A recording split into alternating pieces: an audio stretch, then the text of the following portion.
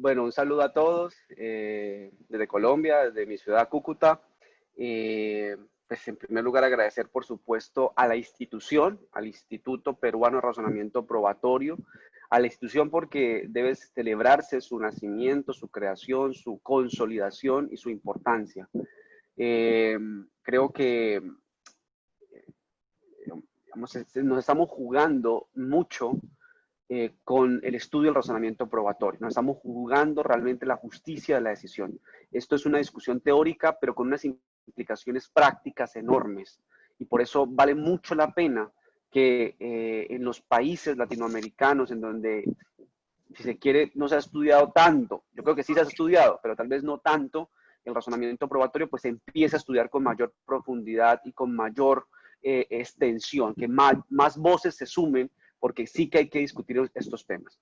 En especial, pues por supuesto quiero agradecer a Ricardo Elías, a Juan Sánchez y a Raquel Imay, porque vamos, fueron los que en principio se me acercaron y me hicieron la invitación. Muchas gracias. Como se los dije hace algún momento, al verlos, al escucharlos, se me vienen muchos recuerdos que vivimos allá en Girona, en el máster de razonamiento probatorio, tantas enseñanzas, tantas discusiones sobre pruebas. Entonces hoy, después de cierto tiempo, volverlos a ver, pues realmente me ilusiona mucho y me pone muy contento. Bueno, sin más preámbulos, vamos a iniciar con el tema. Voy a trabajar un tema que me gusta, que es el tema de la prueba ilícita, que lo he venido trabajando desde hace algún tiempo. He tenido algunas publicaciones y actualmente me encuentro trabajando en la segunda edición de mi libro. Y se hizo necesaria la segunda edición porque precisamente por eventos como estos, en donde se dialogan y se dan las ideas y luego viene un diálogo, una crítica, unas preguntas, pues uno poco a poco empieza a mejorar, ¿no? A perfeccionar, a mejorar los argumentos. Entonces, me alegra mucho hablar de este tema y que me hayan invitado para hablar del tema. Entonces, bueno, ¿cómo lo vamos a trabajar? En básicamente 4 grandes bloques. Si se quiere, bueno, 5 con una introducción, que ya de por sí la estoy haciendo, pero digamos 4 grandes bloques. Primero pretendo hablar de una teoría general de la prueba ilícita, ¿sí? Que creo que es importante que hablemos de los conceptos, de qué hablamos cuando hablamos de prueba ilícita, y esto sería aplicable a cualquier país y a cualquier régimen. Esto no es penal o es civil. La teoría general tiene esa idea de abarcar todas las especialidades de todos los regímenes. Por supuesto, son puntos de partida. Una teoría general no puede pretender abarcar todas las discusiones, pero son puntos de partida que nos sirven para discutir mejor las figuras jurídicas.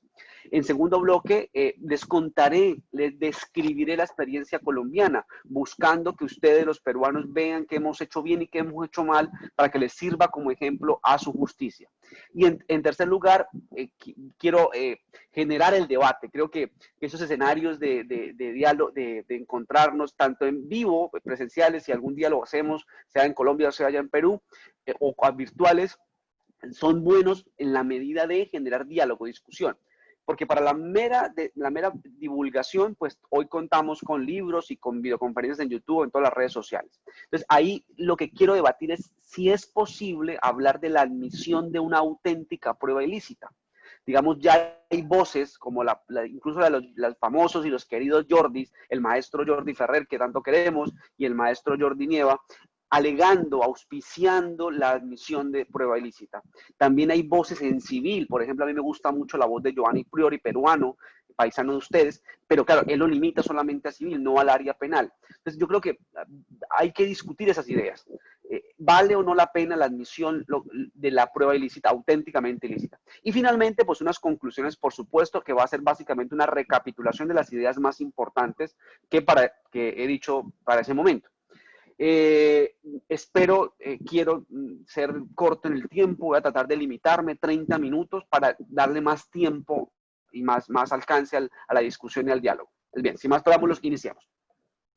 Yo diría que como una introducción, en materia procesal en general, pero especialmente en procesal penal, siempre se ha presentado una discusión entre dos grupos de abogados, que viene siendo como una especie de ideología. ¿Para qué el proceso penal? Entonces, por un lado están los que se autodenominan incluso garantistas, que dicen que el proceso penal básicamente está diseñado para garantizarle al procesado un conjunto de derechos de carácter procesal y que deben respetarse digamos, de forma irrestricta, ¿sí?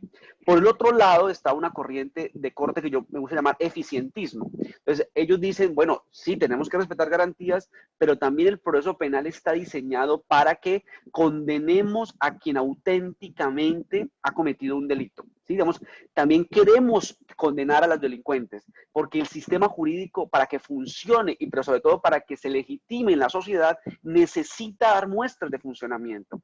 Entonces, de esos dos digamos, bandos, si se quiere, si hay un punto que ha generado una discusión, la más fuerte a mi modo de ver, es la prueba ilícita. Si excluir o no excluir elementos de conocimiento relevantes es un punto en discusión entre los dos. Claro, hay otros puntos de discusión, por ejemplo, el tema de la prueba de oficio, el tema del principio de congruencia, el tema de la intervención del juez en la práctica de pruebas. Bueno, hay muchas discusiones, pero a mi modo de ver, el que genera más, como por decirlo así, como que entre más se habla, pareciera que más se separan, es en el tema de prueba ilícita. Entonces, de ahí la necesidad de una teoría general. Entonces, vamos a empezar. Lo primero que yo observo es un grave e intenso problema del lenguaje. Cuando yo empecé a construir mi tesis de maestría en penal de la Universidad Libre de Bogotá, y entonces empecé el ejercicio de la base teórica, de leer textos, etcétera, yo encontré al menos 3 tipos de problemas del lenguaje.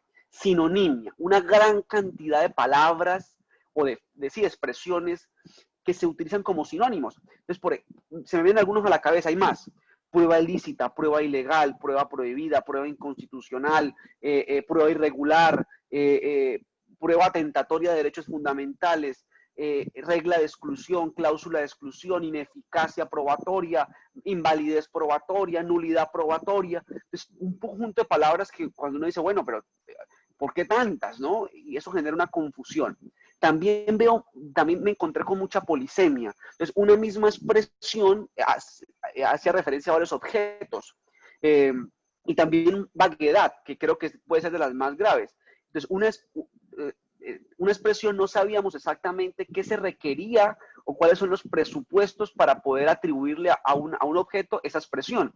Por ejemplo, la expresión ilícita. ¿Cuándo se lo podemos aplicar a una prueba? ¿Cuándo se lo podemos predicar a una prueba? Entonces, ahí vi un problema de vaguedad considerable.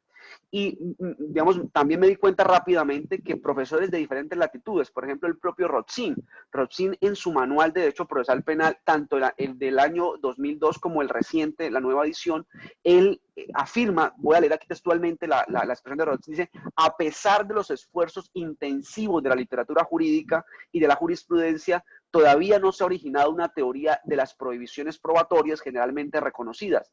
Aún, dice él, remata, aún no se ha impuesto una terminología uniforme en este difícil círculo de problemas.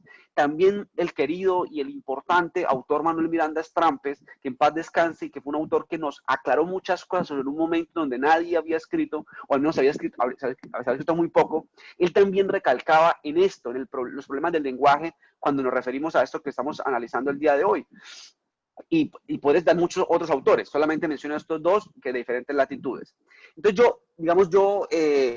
lo que hago es intentar dar una solución y empiezo por esta pregunta. ¿A qué nos estamos refiriendo cuando hablamos de esto? Yo los invito a que hagamos una distinción entre consecuencia procesal y los presupuestos configurativos. Es decir, una cosa es qué hacemos una vez tildamos a un objeto como prueba ilícita, que es el nombre que yo considero el más apropiado, qué pasa dentro del proceso, qué pasa a nivel probatorio, y otra cosa es cuándo podemos hablar que una prueba es ilícita, cuáles son esos presupuestos de configuración. Son cosas distintas y tenemos que empezar distinguiendo y hablando de una cosa primero y luego de la otra. Vamos a hablar inicialmente de la consecuencia procesal. Entonces, aquí también hay que empezar diciendo que la historia, pareciera que hay 2 lugares importantes en el mundo. Estados Unidos, digamos, históricamente los autores dicen que es importante, y Alemania. En Estados Unidos, pues la función, la labor de la Corte Suprema de Estados Unidos, los autores dicen que 1914 con el fallo Witt versus Estados Unidos es una fecha importante, es un hito, pero yo solamente diría que si ustedes buscan rápidamente en bibliografía se darán cuenta que antes de 1914 existían pronunciamientos, tanto por la propia Corte Suprema de Justicia, pero sobre todo por las cortes estatales de Estados Unidos, y también se encuentran fallos de finales de 1800 en Inglaterra y en Argentina, por ejemplo. Hay un caso que digamos, muy famoso en los libros argentinos, que es el caso Hermanos versus Argentina. Y ahí también hay, como por decirlo así, un caldo de cultivo de la regla de exclusión. No obstante, es indiscutible que 1914, porque ser un fallo en donde se dijo categóricamente que se excluía la prueba por ser obtenida con violando derechos, y sobre todo porque fue resuelta por una corte pues tan influyente como es la estadounidense, pues obviamente marca un hito. Desde 1914 a 1961 es una historia que a mí me parece una historia de literatura, pareciera una historia digamos, con nudos, con momentos de alza, luego baja, con reconocimiento y luego con decepciones, con debates álgidos en Estados Unidos. Esto es muy importante. La regla de exclusión no nació y no se aceptó simplemente, sino que hay un periodo de convulsión en donde algunos magistrados votaban que no, las votaciones quedaban 5-4 perfectamente. Muchas cortes estatales se negaron inicialmente a adoptar la regla de exclusión y ya luego fue cuando la corte, alrededor de los años 40, cuando la corte dijo esto es aplicable a lo largo y ancho de Estados Unidos en la medida que tiene que ver con la 14ª enmienda, que es la enmienda relacionada con el debido proceso o con el proceso justo. También inicialmente, digamos, el fundamento normativo era solamente la 4ª enmienda y luego se fue extendiendo a otros derechos constitucionales. Entonces, repito, esto es muy, muy complicado. Y ahora, si me piden recomendaciones bibliográficas, en español me parece que Fidalgo Gallardo es un autor que lo hace bastante bien, una tesis doctoral que se consigue por internet.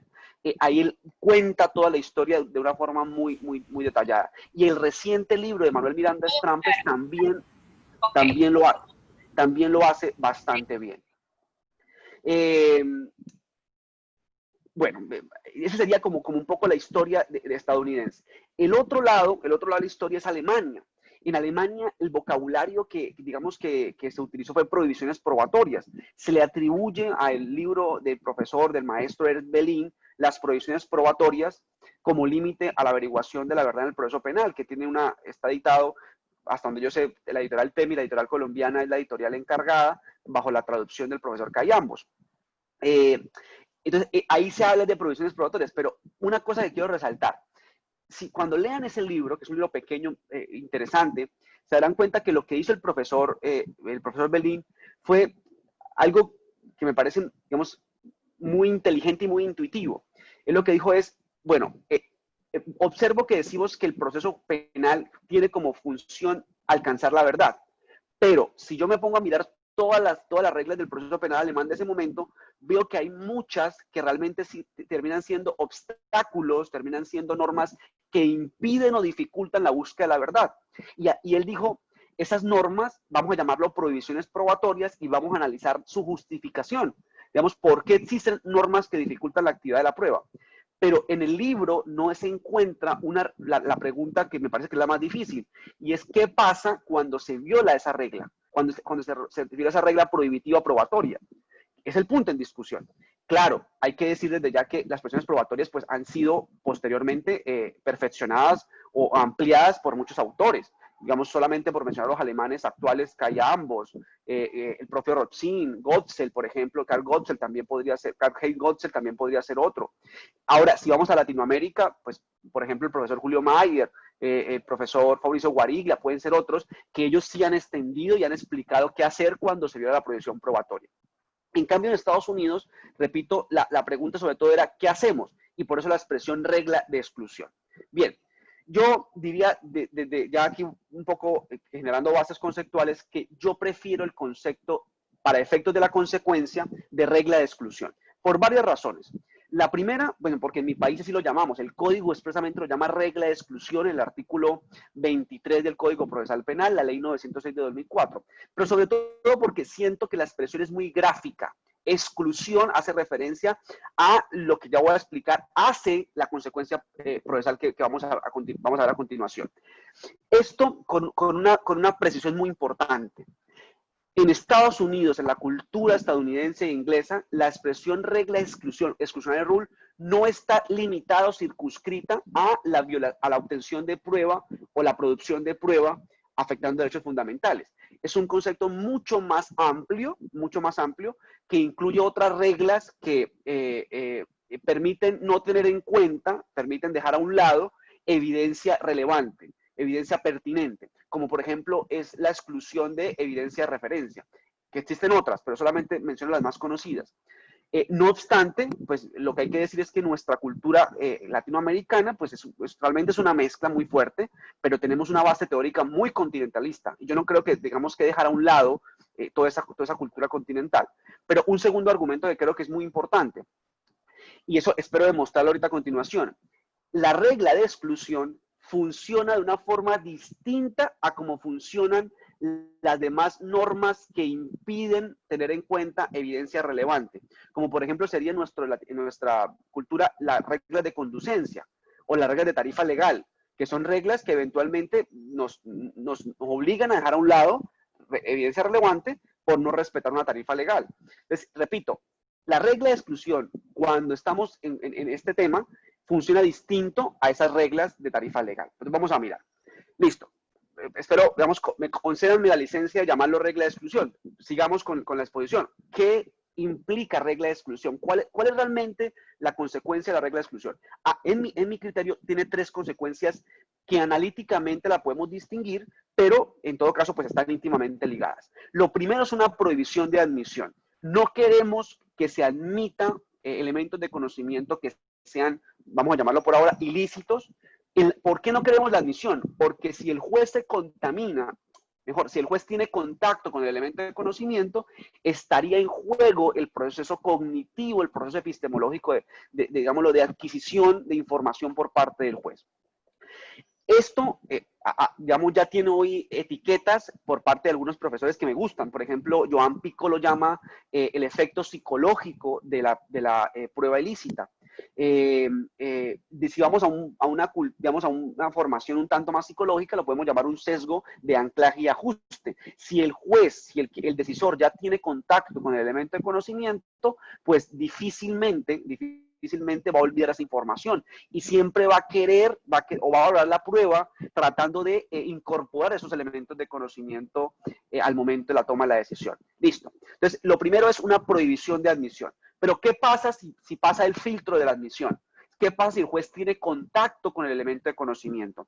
Pues yo diría que aquí hay varias opciones, ¿no? Digamos, yo les voy a contar un poco ya de la experiencia colombiana y la que yo como profesor creo que se debe tomar, pero hay varias opciones. Una, pues por supuesto, sería la nulidad de la actuación procesal, que yo no creo que ayude mucho realmente. La segunda es una causal de impedimento, que el juez se declare impedido y que nombremos a otro juez. Y la tercera es lo que se denomina una norma prohibitiva, una prohibición de valoración. Le decimos al juez, usted no puede tener en cuenta el elemento de conocimiento al momento de tomar la decisión de la sentencia, no lo puede hacer.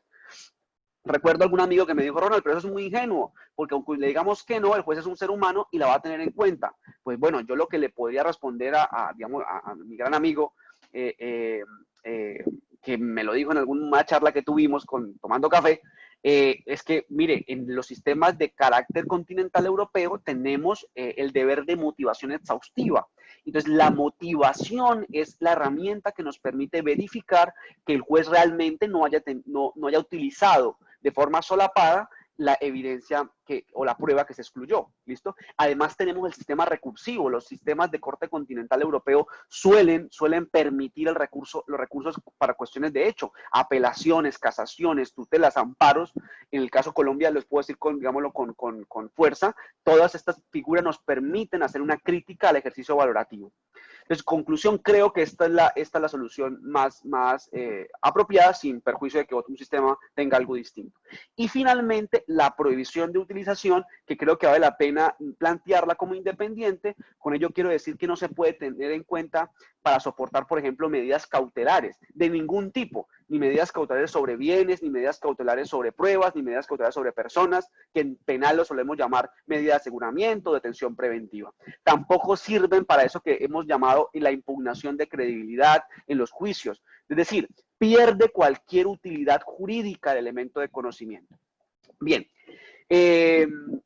aquí fíjense que lo olvidaba decirlo, por ejemplo, en Italia lo suelen llamar la inutilizabilidad del elemento de conocimiento, ¿sí? Entonces, yo creo que por lo que hace, que lo acabo de explicar, la expresión más apropiada, más gráfica, más más contentiva de lo que es, del fenómeno que estamos queriendo representar es regla de exclusión. Otra cosa que también dejo a un lado, en el libro explico por qué lo dejo a un lado, es una discusión que se dio mucho en Latinoamérica a lo largo de los finales del siglo XX, y es que si esto era un tema de ineficacia, un tema de invalidez, un tema de inexistencia, un tema de nulidad. Primero, lo que creo es que se utilizan conceptos que son propios del derecho civil, de los contratos, como el tema de la inexistencia, como el tema de la diferencia entre inexistencia, nulidad y ineficacia, que es un tema que viene mucho de los contratos. Es cierto que algunos procesalistas utilizaron estas expresiones para hacer referencia a los actos procesales, pero en realidad su origen es de su derecho sustancial. En todo caso, y aquí viene ya una idea importante, es que en las culturas continentales europeas, yo confieso que no analicé Perú en mi libro, pero analicé países como Chile, como México, como España, como Italia. ¿Y por qué no analicé Perú? Porque hay que tener mucho cuidado cuando uno analiza la regulación de un país. Y yo creo que lo mínimo que uno debe tener es buenos amigos para uno llamar y hacerle preguntas sobre el sistema. Cuando uno puede leer la norma, puede leer un artículo, pero siempre uno no va a tener la experiencia. Y para el momento en que hice la investigación, escribí el libro, no tenía amigos peruanos. Pero ahorita, gracias a la vida y a tantos momentos académicos, ya tengo varios. Y por eso la segunda edición va a tener un capítulo especial para Perú y contaré con la ayuda de ellos seguramente para explicarme el tema. Pero yo les diría, los países que analicé son muy claros en decir esto. La regla de exclusión no afecta la validez del proceso. O sea, no hay que anular la actuación procesal. Lo que hay que hacer es, repito, una consecuencia sobre la prueba, sobre el elemento de conocimiento. Esto hace que no tengamos que aplicar las categorías procesales tradicionales. Creemos una categoría particular que yo digo, llamémosla exclusión, pero pueden llamarla como quieran. Digamos, las expresiones es lo más últimas secundario. Lo importante es que entendamos qué pasa con la prueba. Repito, prohibición de admisión, prohibición de valoración y prohibición de utilización. Yo aquí voy rápidamente a 6 características de esta figura que he llamado regla de exclusión. Primera, creo que puede operar de oficio. Creo que debe operar de oficio. Si lo que está en juego, como voy a explicar a continuación, es de los derechos fundamentales, creo que ese argumento de la exacerbación y el fetichismo al principio acusatorio o al principio dispositivo es muy débil. Si un juez observa, si las partes no se lo pidan, que el elemento de conocimiento es ilícito, debe excluirlo a mi modo de ver. 2, no tiene cabida el principio de convalidación, saneamiento o el principio de preclusión de los actos procesales. ¿Esto qué quiere decir? Que aunque el abogado no lo pida en el momento que está el proceso diseñado estructuralmente para pedirlo, suele ser la fase intermedia, suele ser. En mi país se llama audiencia preparatoria. Si no lo pide ahí, eso no le impide pedirlo luego, por ejemplo, en el juicio o pedirlo en la sentencia, en la apelación, perdón, o eventualmente en casación, si tiene un sistema de corte de casación. Claro, esto que estoy diciendo no resuelve en qué momento lo decide, ¿sí? Yo soy del criterio que si lo pide en el juicio, el juez lo debe resolver en la sentencia, que no debe emitir un auto en pleno juicio porque eso dificultaría la concentración del juicio. Y esto lo he sostenido, sobre todo en mi país, Colombia, con mucha fuerza, y las ideas poco a poco han ido siendo tomadas por los jueces. Tercera característica que quiero mencionar. Yo creo que, bueno, se deriva del anterior, se puede alegar en cualquier estadio del proceso. Cuarta característica, procede tutela, que es como en mi país llamamos el amparo, que es el mecanismo constitucional para defender derechos de esa naturaleza, constitucionales.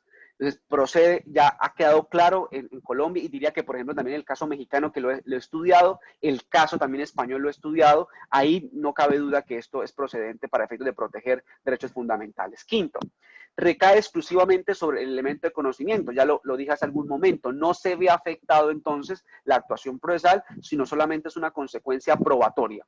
Incluso, les diría, la Escuela de Medellín, la Universidad de Medellín en Colombia, que está compuesta por unos profesores que han hecho una buena labor, Mónica Bustamante, Liliana Pavón, Orión Vargas, ellos han dicho que la regla de exclusión es una figura que hace parte del debido proceso probatorio. Digamos, distinguen entre el debido proceso, y cuando se viola el debido proceso se genera la nulidad de la actuación procesal, y cuando se viola el debido proceso probatorio se afecta la prueba, no el proceso como tal. Es una forma de conceptualizar que me parece interesante, que yo creo que seguramente la voy a adoptar en la segunda edición del libro. Bueno, la sexta se deriva de la anterior, no afecta la validez procesal. Entonces, voy un poco rápido. Entonces, la pregunta que quiero hacer ahora es, bueno, ¿sobre qué recae la regla de exclusión? Yo aquí cito a Julio Mayer. No afecta el objeto de la prueba, es decir, no afecta los enunciados fácticos y tampoco afecta el tema de prueba. El tema de prueba de un caso se tendrá que extraer de las pretensiones de las partes y de las teorías del caso. Y la regla de exclusión no afecta absolutamente para nada eso. Entonces, en consecuencia, ¿sobre qué recae? Pues bueno, aquí también hay que tener en cuenta que los vocabularios varían, ¿no? Si estamos, por ejemplo, en una cultura en una cultura anglosajona, evidence y proof. Si estamos en una cultura fuertemente continental europea clásica, pues se habla de fuente de prueba, se habla de medio de prueba y se habla de prueba. Entonces, aquí hay que tener en cuenta esto. Yo diría que, en todo caso, cada uno adáptelo, a su cultura, pero lo que se excluye entonces es la prueba como medio, es decir, la prueba como el instrumento que sirve para llevarle información al juzgador. Se excluye el testigo entonces, se excluye el documento, se excluye la evidencia física, se excluye la prueba pericial, en fin, digamos, eso es muy importante tenerlo en cuenta. Bien, entonces ya yo terminar, digamos, con esto expuse la consecuencia procesal, ahora quiero pasarme a, bueno, más o menos ya entendimos la consecuencia procesal, pero ¿cuándo la puedo aplicar? Que es el siguiente tema. Yo lo que he hecho en mis trabajos es decir que se requiere el cumplimiento de 5 requisitos. 5 requisitos. Yo aquí los voy a enunciar y les voy a explicar muy brevemente. Y nada, yo si puedo les comparto algunos, lastimosamente el libro no lo tengo en PDF, pero sí hay algunos videos en donde me he detenido a explicarlos para que si ustedes es de su interés, pues lo puedan estudiar luego. Yo diría que son los siguientes. Primero, acto ilícito.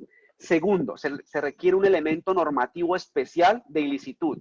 Tercero, obtención de un elemento de conocimiento, por supuesto. Cuarto, una relación de causalidad. Y quinto, una relación de imputación. Entonces, estos 5 elementos funcionan como un checklist, digamos, para yo poder aplicar la regla de exclusión, debo verificar cada uno de ellos. Entonces, empiezo a explicarlos. Primero, acto ilícito, pues fácil, que haya un acto que sea contrario a derecho. Es lo primero. Si el acto es coajustado a derecho, al ordenamiento jurídico, pues por supuesto no cabe no cabe la posibilidad de exclusión. 2, el elemento normativo tiene que ser especial. Es un elemento normativo constitucional.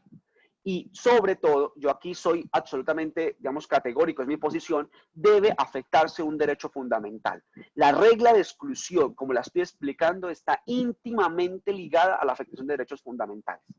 Entonces, es muy importante que cuando el abogado haga su argumento para pedir la exclusión o el juez la vaya a excluir, tiene que hacer esa conexión. Si no la logra hacer, entonces no cabe esta consecuencia. Puede ser que quepa otra, puede ser que quepa la inadmisión, puede ser que quepa que le restemos valor probatorio, pero no la exclusión como la estamos viendo. El tercer elemento es la obtención de elementos de conocimiento. Por supuesto, se necesita que haya, por un lado, el acto de investigación o el acto de producción ilícito, y por el otro, un elemento de conocimiento que estemos juzgando si se debe excluir o no se debe excluir. Cuarto, relación de causalidad. Ojo con esto. Si hay un elemento de conocimiento y si hay un acto de investigación o un acto de producción, tenemos que unirlos. ¿Y cómo los unimos? Bajo una relación causal, que estamos hablando, cuando hablamos de causal, una relación naturalista, una relación guiada por los juicios del ser. Pero aquí se complica un poco más la cosa, porque no solamente es una relación directa, sino también se requiere una relación indirecta. Esa relación indirecta es lo que se ha llamado, por ejemplo, en España, el régimen de prueba derivada o prueba refleja, y que en la cultura anglosajona, yo creo que todos lo conocemos, la famosa teoría del árbol ponzoñoso o envenenado, según el traductor. Entonces, lo que quiere decir es que digámoslo, la ilicitud del acto se transmite no solamente a la prueba que se explica directamente, sino también a aquella que se explica de forma indirecta o derivada. Entonces, bien, la cuarta tarea que debe hacer el abogado es hacer un juicio de causalidad naturalístico. Y por supuesto, aquí habría que discutir, y si el tiempo nos lo permite en el diálogo, pues lo amplío un poco, qué teoría voy a utilizar de la causalidad, porque hay varias.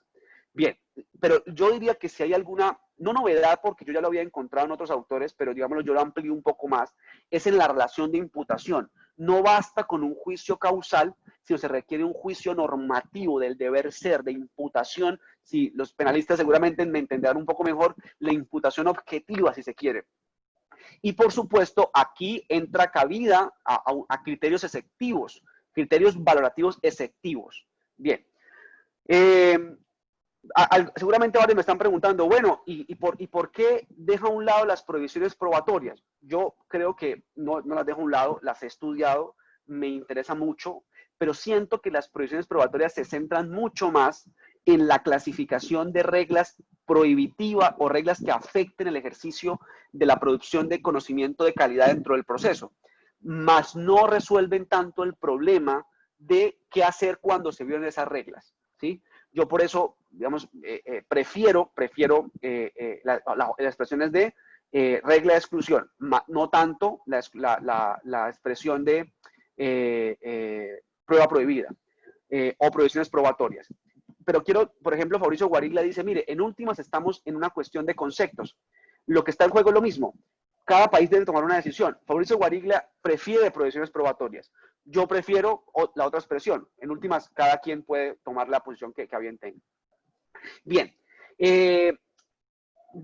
Finalmente, quiero, digamos, para avanzar, hacer una reflexión sobre los llamados criterios exceptivos de la aplicación de la regla de exclusión. Ya hay muchos, es cierto, es verdad que hay muchos. Yo cuento los que tengo aquí preparados en este documento para exposición. Buena fe, proporcionalidad, evidencia a favor del reo, que es muy importante, evidencia que favorece la tesis exculpatoria, falta de legitimación, vínculo atenuado, fuente independiente, descubrimiento inevitable, hallazgo casual. Al menos conté 9. Y seguramente puedo encontrar más, puedo mencionar más. Hay personas que, como encuentran tanta diversidad de criterios exceptivos, es decir, que criterios que cuando se dan no se aplica la regla de exclusión, están diciendo, bueno, entonces mejor digamos que la evidencia se debe admitir, porque hay tantas excepciones que realmente ya la regla de exclusión ya ha perdido mucha fuerza o importancia o alcance.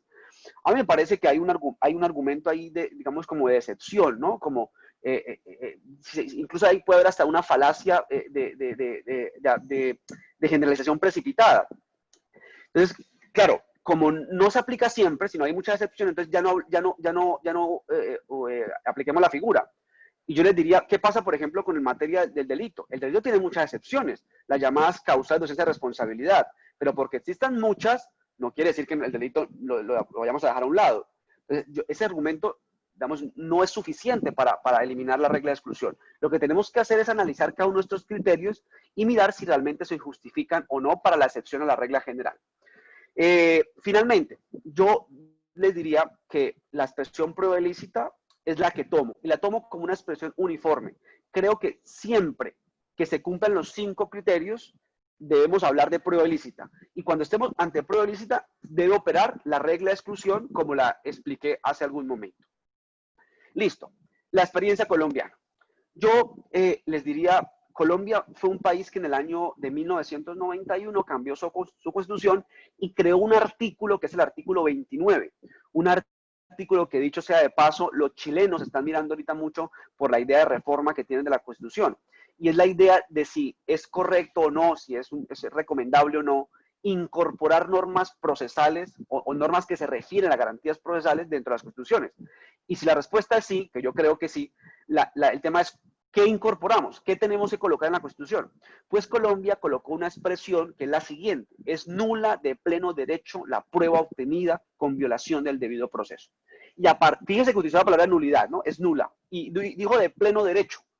A partir de ahí se generó una discusión muy fuerte en los años 90 de qué se entiende por la nulidad, de qué se entiende por pleno derecho y qué se entiende por violación al debido proceso. Más o menos hemos llegado digamos, a las siguientes conclusiones. Bueno, también hay que contar que las conclusiones se basan en las reformas legislativas. En materia procesal, nosotros en 1991 tuvimos un código fuertemente inquisitivo, en el año 2000 tuvimos un código de carácter mixto, la ley 600, y en el año 2004, 4 años después, adoptamos la ley 906, que es un código digámoslo, de tendencia acusatoria con el principio acusatorio, con particularidades como tienen todos los países latinoamericanos, pero que adopta fuertemente el principio acusatorio. Entonces, bien, y además, en materia no penal, pues el Código General del Proceso, que es el código que data del año 2012, el código que se le debe al Instituto Colombiano de Derecho Procesal, presidido por el maestro Jairo Parra Quijano, ese código hizo un copy-pegue de la Constitución y dijo, es nula de pleno derecho la prueba obtenida con violación del debido proceso. Esto cerró el debate de si la regla de exclusión era aplicable sí o no en civil, laboral, administrativo. Entonces ya no, hoy nadie en Colombia lo discute, en cambio sí lo discutieron mucho en los años 90.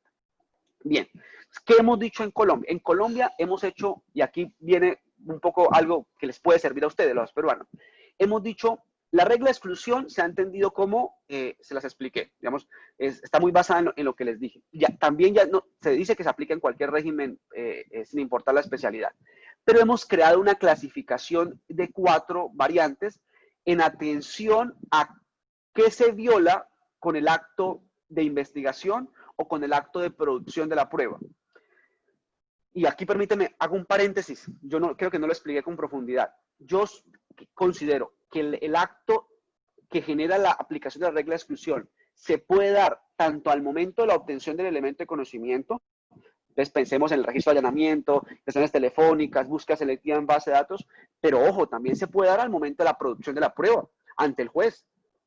Perfectamente. Pensemos, por ejemplo, en un caso que pasó recientemente, recientemente no, hace 4 o 5 años, en donde en Colombia, por mandato legal, la víctima no puede preguntar a los testigos en el juicio oral.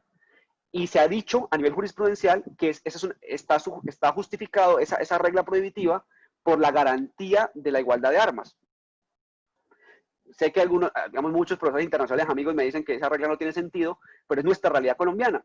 Y resulta que al juez se le pasó y le permitió a la víctima hacerle una gran cantidad de preguntas a los testigos. Entonces, los abogados pidieron exclusión y lo que dijo la Corte, sí, claro, se va a excluir, hay mérito para excluir el acto, fíjense, que se dio en la etapa del juicio, en el momento de preguntas, pero ¿qué dijo la Corte? Muy inteligente. Dijo, solamente excluimos las preguntas que el abogado está haciendo y las respuestas del testigo, porque todo lo demás es una fuente independiente y es una fuente independiente lícita. Entonces, esta idea me parece que es, si se quiere, básica, pero importante. Cierro el paréntesis, continúo con la intervención. Entonces, les decía que nosotros hemos creado 4 categorías dependiendo de qué es lo que se ve afectado. Empiezo, si se quiere, por la menos grave y voy a la más grave. La menos grave es la prueba irregular, así la hemos llamado.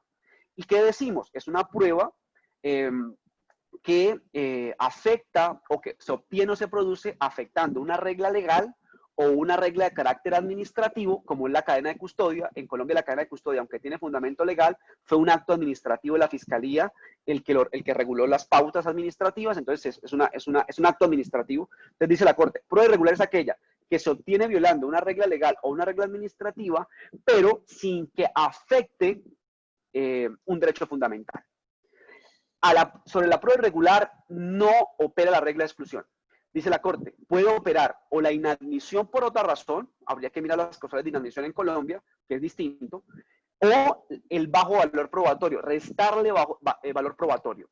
En Colombia ya es una posición unánime que la afectación de la cadena de custodia, que entiendo se discutió en estos ciclos, la afectación a la cadena de custodia no es una afectación a un derecho fundamental. Es una violación a una regla administrativa que está diseñada para proteger la fiabilidad de algunos elementos de conocimiento, lo que solemos llamar evidencia física, y que su incumplimiento lo que genera es o la inadmisión o el bajo valor probatorio. Hay un caso también muy famoso en Colombia en donde los abogados en casación alegaron regla de exclusión y la Corte dijo, no es en la vía para alegar esto, pero voy a absolver porque el elemento tiene muy bajo valor probatorio. Fue una casación oficiosa. Bien. Luego de la prueba irregular viene la prueba ilegal y la prueba ilícita. A mí esta distinción nunca me ha gustado y yo he sido un fuerte crítico a la Corte Suprema de Justicia a la Casación Penal de mi país. ¿Por qué? Lo que dice la Corte es que la prueba ilegal es cuando la prueba se obtiene o se produce violando una regla legal, que alcanza a afectar un derecho fundamental. En cambio, la prueba ilícita es aquella que se obtiene violando directamente un derecho fundamental. ¿Listo? Y la Corte es muy fuerte en esto. Digamos, en sus sentencias reitera mucho pedagógicamente esta distinción.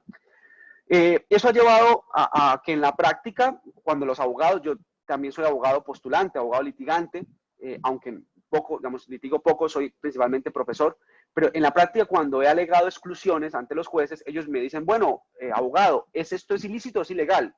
Yo les he dicho con mucho respeto, señores jueces, califíquenla como ustedes quieran, porque ambas se excluyen, ambas tienen los mismos efectos. ¿Y por qué tienen los mismos efectos? Porque ambas afectan un derecho fundamental. Entonces, yo cumplo con argumentar que afecta un derecho fundamental. O sea, si usted ve la necesidad de calificarla, califíquela usted. No le encuentro la razón de ser. Por supuesto, eso no lo digo así ante un juez, ¿no? Lo digo con otras palabras un poco más diplomáticas ante el juez. La academia nos permite un poco ser más directos en nuestras expresiones. Yo entonces, conclusión, sostengo que no tiene importancia práctica ni justificación teórica la distinción.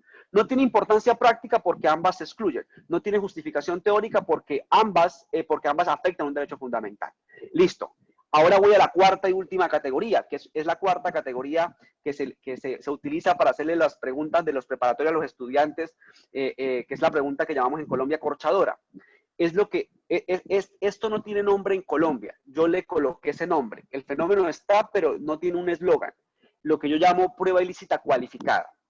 ¿Qué sucede? Nuestra Corte Constitucional, vía sentencia de constitucionalidad en control abstracto, dijo, comenzando el sistema, el nuevo código, el código del 2004, lo dijo en el 2005, sentencia C591, si la quieren consultar, dijo que si la prueba se obtiene afectando gravemente derechos humanos, concretamente desaparición forzada, ejecuciones extrajudiciales o tortura, la Corte utiliza esos tres eslóganes. Porque claro, aquí es discutible, ¿no? Pero esos tres son lo que la Corte literalmente menciona. En esos casos, solamente en esos casos, se debe anular toda la actuación procesal y cambiar funcionarios. Cambiar funcionarios. La Corte no dice si se deben cambiar también a los fiscales. O sea, dice cambiar funcionarios. Hemos entendido en la práctica judicial que es cambiar al juez y también a los fiscales, ¿sí? A esos dos grandes funcionarios. En Colombia solamente ha llegado un caso a la Corte Suprema en el año 2011 en donde se ha aplicado esta consecuencia. En lo demás, hasta donde yo tengo entendido, al menos que haya llegado a la Corte, no. Por supuesto, pues el país es muy grande y hay muchos tribunales, así que no puedo asegurar lo que sea el único caso, pero al menos de relevancia nacional solamente hay uno. Bueno, esa sería como la experiencia colombiana. Ahora voy, tercera fase de mi intervención, espero no ir muy alargado en el tiempo. Si por supuesto, si me paso mucho, por favor Ricardo, por favor Juan, me lo hacen saber con toda la confianza del mundo. Admisión de la prueba ilícita. Entonces, bueno, les decía, los grandes maestros, Jordi Ferrer, que repito, le tenemos muchísimo aprecio, todos y en lo particular, nos enseñó muchísimo, y sobre todo nos enseñó que la cultura jurídica se construye de forma mancomunada, se construye con ideas, cada uno aporta alguna idea y vamos así mejorando nuestras figuras jurídicas. Jordi Nieva, que también es una persona, un pensador importante, una voz muy importante en estos temas, ellos han sostenido que, digamos, la conclusión es de que se debe admitir prueba ilícita, ¿sí? Esa es la conclusión. Con más o con menos matices, pero más o menos esa es la idea. Pero vámonos a los argumentos, ¿no? Que es lo que nos importa. Yo siento que los argumentos son dos. Digamos, los reduzco a dos.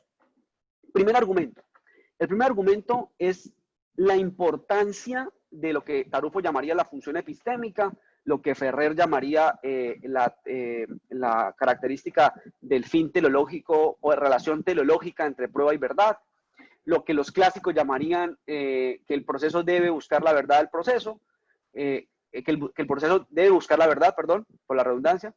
Digamos, son formas de decirlo. Lo que es indiscutible es que es importante la producción de conocimiento en cantidad y en calidad dentro del proceso judicial, porque para que la decisión sea correcta, la premisa fáctica o los enunciados probatorios deben ajustarse a la realidad.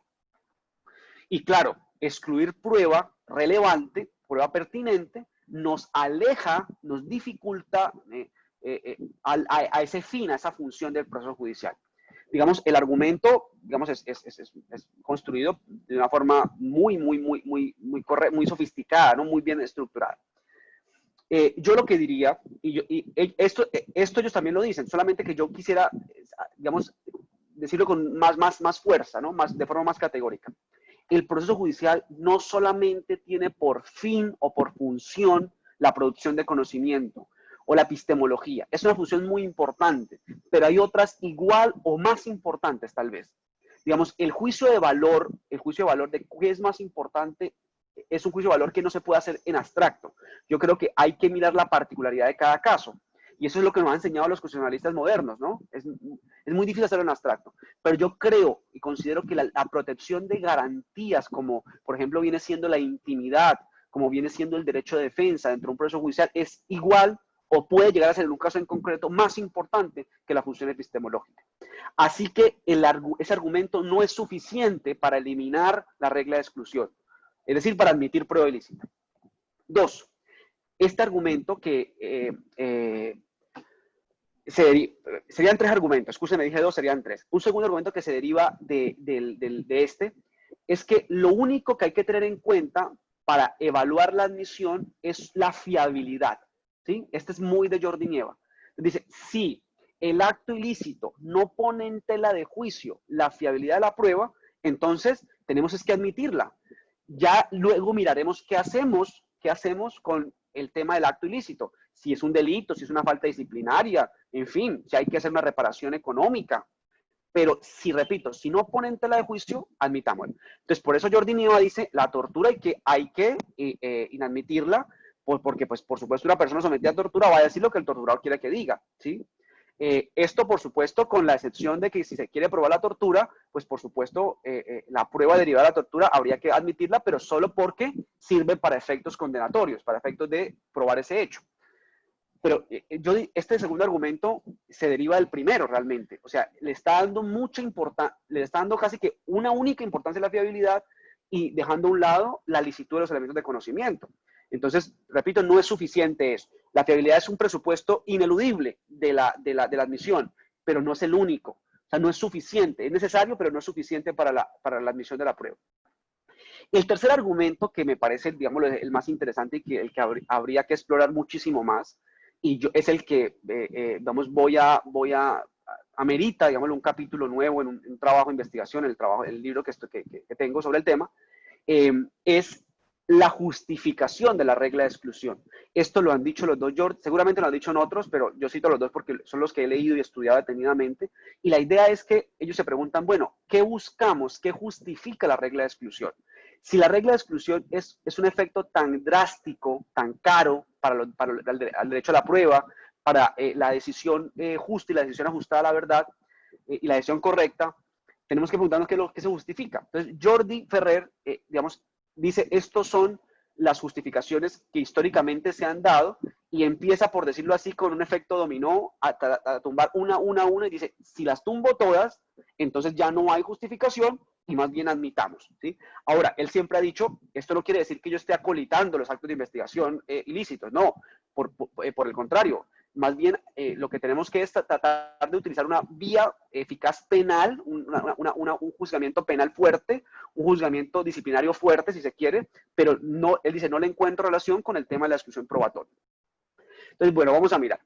Lo que sucede y lo que creo es que Jordi se basa en el efecto solamente o principalmente y esquiva a los otros el efecto disuasivo-disuasorio, que es digámoslo, con el que se justifica en Estados Unidos.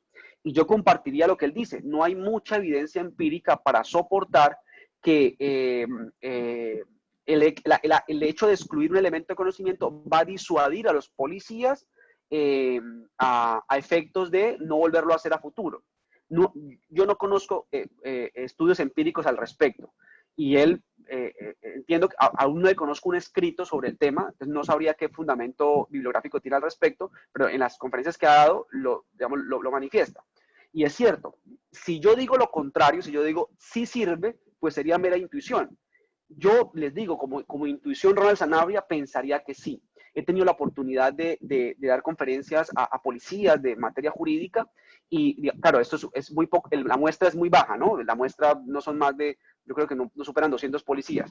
Y pues si esto lo llevamos a una regla que está en parte de Iberoamérica, pues es muy poco. Pero yo cuento la experiencia, solamente con lo que llaman evidencia anecdótica. Ellos dicen, digamos, si nosotros vemos que esa actuación no va a servir para lo que queremos, que es la judicialización de esas personas y la sentencia, pues, digamos, ¿para qué lo hacemos? O sea, cuando ellos se reúnen a hacer los actos de investigación, dicen, esto no lo puedo hacer porque es que luego perdemos. Los fiscales también, he conversado con muchos fiscales y me dicen, ¿para qué hago, por ejemplo, una búsqueda selectiva en base de datos sin control de un juez si luego un abogado me lo va a alegar y me va a quitar y me va a hacer perder el caso? Esa es una disuasión que se da en los casos que yo puedo comentar. Claro, esto habría, repito, que hacer un tema más general. Pero en todo caso, es cierto que no tenemos evidencia empírica. Entonces, pasémonos a la segunda justificación, que es la que yo creo que debemos defender como una especie de carta de derechos, como nos enseñaba un poco Dworkin. Es que la regla de exclusión sirve como una herramienta protectora de derechos fundamentales. Entonces, Jordi responde a eso también y dice, bueno, ¿cómo así? Ya se afectó el derecho fundamental. Ya no podemos hacer nada. ¿Cómo que sirve para protegerla? Si ya se afectó. Bueno, pero puede haber una protección posterior.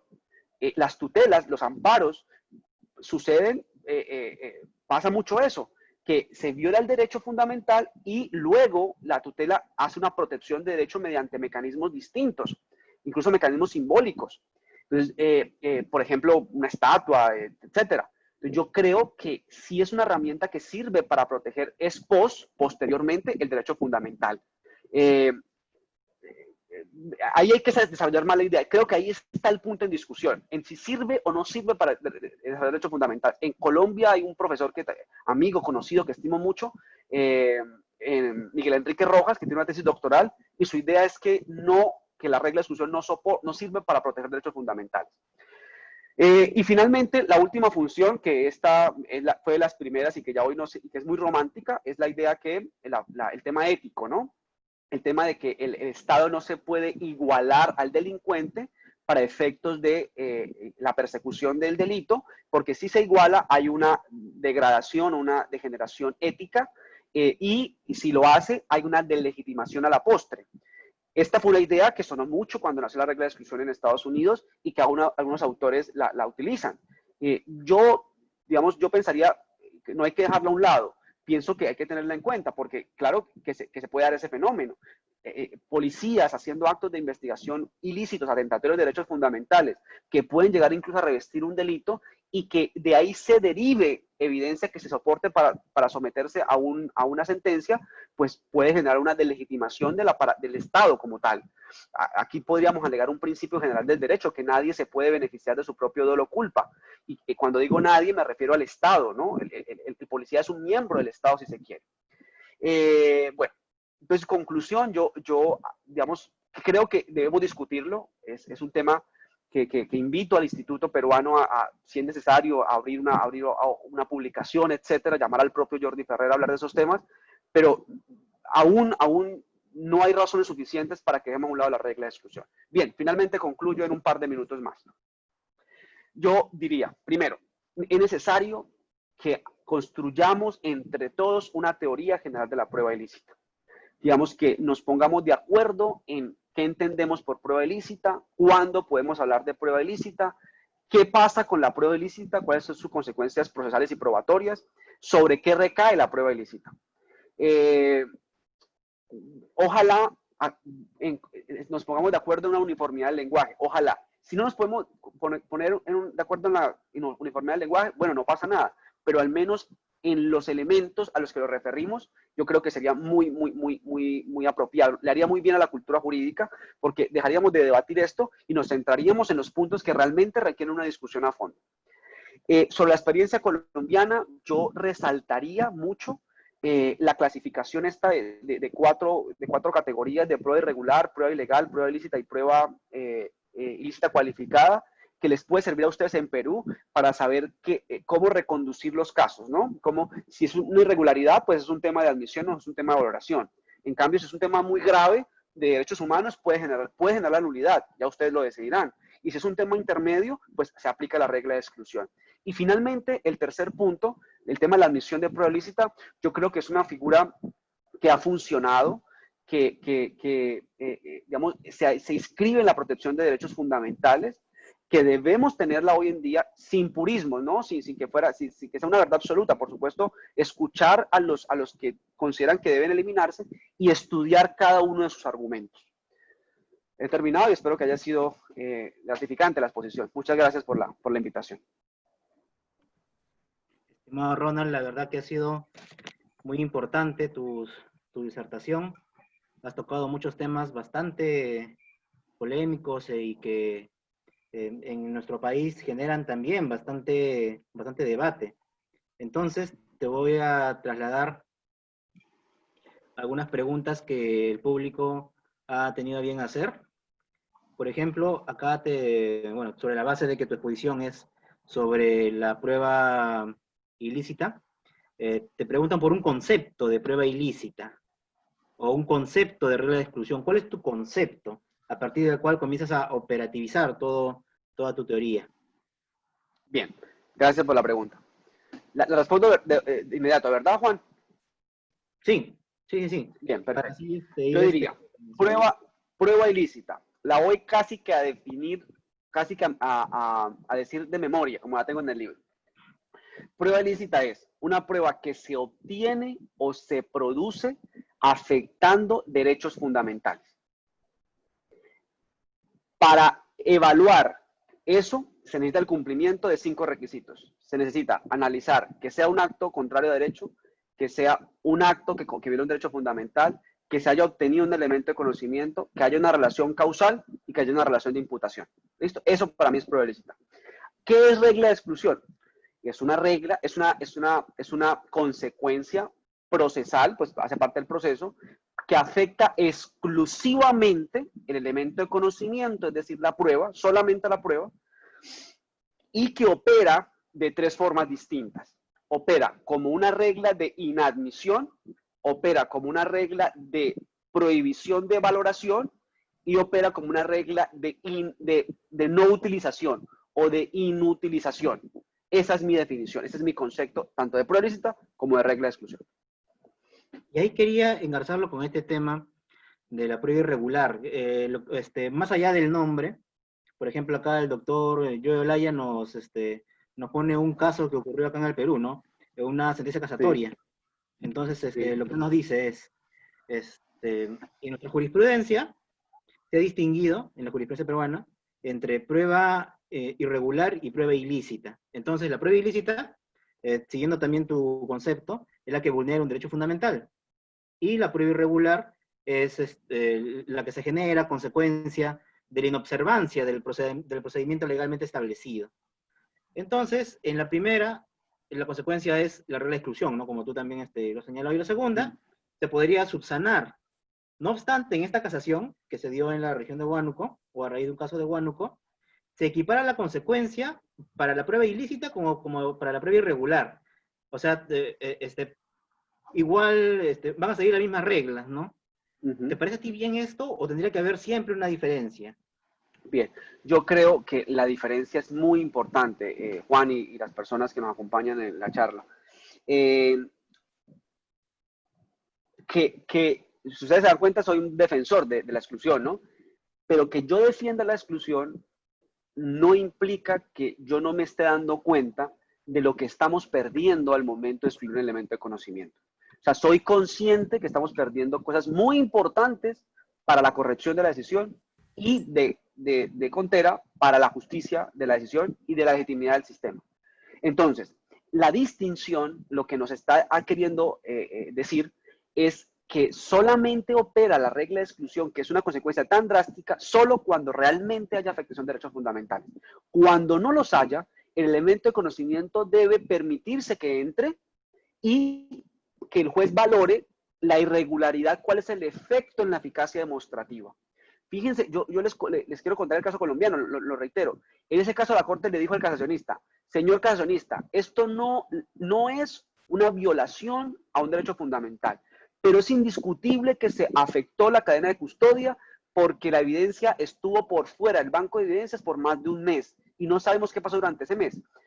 el efecto de ese elemento de conocimiento no es la exclusión, es que vamos a evaluar la capacidad demostrativa del elemento de conocimiento. Y la Corte le bajó absolutamente, o dijo no es suficiente para poder condenar porque no tenemos claridad sobre la fiabilidad de ese elemento de conocimiento. Y les quiero colocar un segundo caso en donde la Corte también catalogó prueba irregular. Eso fue un caso en mi ciudad, de Cúcuta. Al juez se le olvidó hacerle el juramento a los testigos, a todos los testigos. Y el juramento está por ley, ¿no? Suele estar por ley, seguramente en su país es igual. Entonces, el abogado en casación dice, señoría, aquí, señores magistrados de la Corte, aquí se debe excluir y alega lo que en Colombia llamamos prueba ilegal, que para mí sería prueba ilícita. Él dice, el juramento está en el código y, según él, está conectado al debido proceso. Entonces, la Corte evalúa. Dice, mira, a mí me da mucha pena con ustedes, con el abogado, eran dos abogados todos los que presentaron, pero esto no afecta, o al menos su argumentación no me permite acreditar que hay una afectación al debido proceso. Es una regla importante porque, por ejemplo, es base para eventualmente una responsabilidad penal.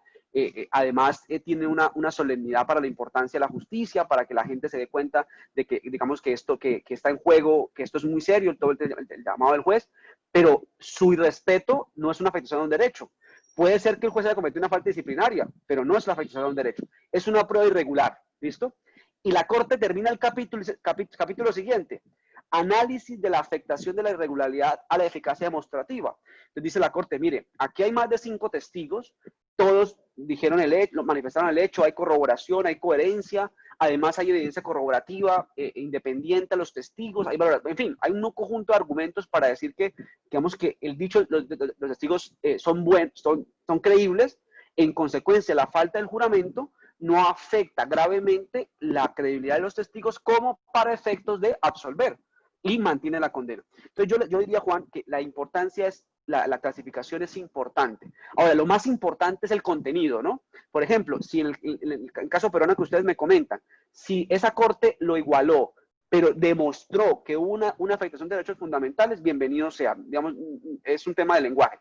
Pero si excluyó, pese a que era una irregularidad que no afecta un derecho fundamental, creo que es una decisión injustificada y que estaría en la otra orilla, estaría sobrevalorando la regla de exclusión. Y eso tampoco está bien. Muy claro, muy claro. Y entonces, sobre la base de estas consideraciones que tú has hecho, que me parecen bastante claras, bastante buenas, te quería preguntar sobre las excepciones. Y este es un punto en el cual confluyen, ¿no? El civil law y el common law, porque en Estados Unidos, como tú bien lo has referido, citando el libro de Fidel Gallardo, que te explica, pues, ¿no? Y también el de Menéndez Trampes, te explica cómo se desarrolla ese tema de la regla de exclusión, cómo comienza a ser bombardeada con las excepciones. Incluso hay textos del maestro perfecto Andrés Ibáñez, de Muñoz Conde, donde critican el tema de las excepciones a la regla de exclusión, justamente, no porque sean excepciones en sí, sino porque la jurisprudencia, los jueces, muchas veces activistas, crean su propia regla para resolver un caso concreto. Entonces tenemos casos que se resuelven de una forma hasta un año, y justo ese año se le ocurre a ese juez crear una regla de exclusión, y resuelve de una forma muy distinta. O sea, no es la excepción por excepción, sino es la excepción que rompe la seguridad jurídica, la que se critica. Entonces, lo que preguntan acá en el foro es, ¿cómo entendemos esto? ¿No? ¿Cómo hacemos para conjugar nuestro sistema eurocontinental que se basa en la ley, en el principio de legalidad, con estas creaciones de las excepciones que tienen un cuño jurisprudencial propio del common law, ¿no? O sea, o es que se ha encontrado la racionalidad de estas excepciones, o es que tenemos que estar necesariamente a la subjetividad o el arbitrio del juez del momento que se le ocurre crear una regla de exclusión. ¿Cuál sería el estándar para crear una excepción a la regla de exclusión? Bueno, Juan, pues la pregunta es una pregunta, por supuesto, difícil y que seguramente no voy a responder a cabalidad. Pero sí quiero dar unas ideas para tener en cuenta. Lo primero, contarles que quiero leer, permítanme leer expresamente un artículo que tenemos nosotros en nuestro código. Dice el código: el artículo 455 del Código de la Ley 900 de 2004, que es un artículo que está en el capítulo de nulidades. Curioso, está en ese capítulo. Dice, para los efectos del artículo 23, se deben considerar al respecto los siguientes criterios. El artículo 23 es el que regula la regla de exclusión. Vínculo atenuado, fuente independiente y descubrimiento inevitable. Entonces, nosotros tenemos por ley los 3 criterios. ¿Listo? Bien, entonces ahí vamos un poquito mejor que otros países. Pero tenemos una expresión. Y los demás que establezca la ley. Entonces, a alguien se le dio por demandar a algún abogado, digamos, de los buenos, de corte garantista, esa norma ante la Corte Constitucional. Y dijo, mire, yo no estoy de acuerdo con los 3 criterios efectivos, pero en todo caso, no estoy de acuerdo con esa expresión y los demás que establezca la ley. Me permite una cláusula abierta, una norma de textura abierta, y por ahí puede meterse cualquier cosa. Esa norma fue conocida por la Corte Constitucional y la Corte, para bien o para mal, declaró la constitucionalidad de la norma, pero hubo un salvamento de voto. Y el salvamento de voto fue de Alfredo Beltrán Sierra, magistrado para ese momento. Y Alfredo Beltrán Sierra dijo, yo no estoy de acuerdo con las 3, pero lo que me parece inaudito es que dejemos una cláusula abierta para exceptuar una norma constitucional, que es el artículo de que habla, es nula del pleno derecho la prueba obtenida con violación del debido proceso.